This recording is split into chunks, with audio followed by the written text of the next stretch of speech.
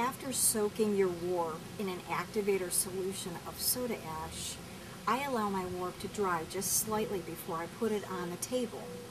Then I take a bottle of water and I spray the warp a little bit so that some of the dye will have an easier time of soaking in.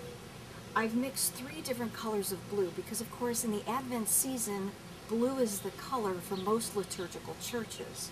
I have midnight blue, I have a turquoise, and I have an azure blue. And I think 3 colors is good. If you have too many colors, they get lost in your weaving project. I like to start with the lightest color first, and I use a variety of tools in my dyeing.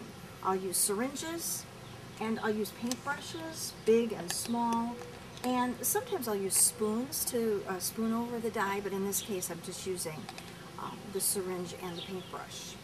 So as I go along, I try to be careful about where I lay my dye. I try to do it in a somewhat random but also an artful way, and then I use my hands to push it in. In a warp, because it's loose, sometimes you'll find that it just won't soak into all of the threads. You really need to be careful of that because you don't want to have any white in your weaving project once you've dyed it.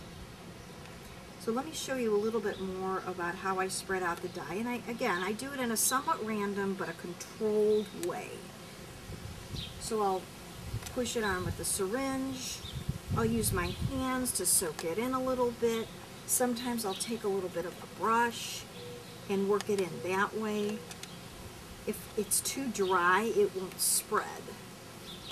Because I'm using this turquoise as a little bit more of my primary color, I'm going to have large swaths of that color as I go along.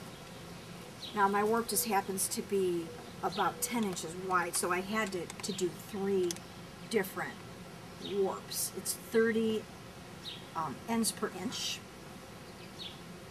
and so I needed a lot of threads. This warp is made up of cotton and tencel.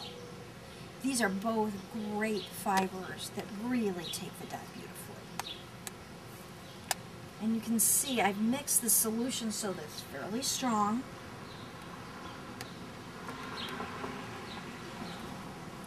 So now I'll show you, now that the turquoise is on, I'll move over to the azure blue. And I'll start applying that. Sometimes the brush gives you a little bit more control. Do you see how I can separate that and see how there's white threads there?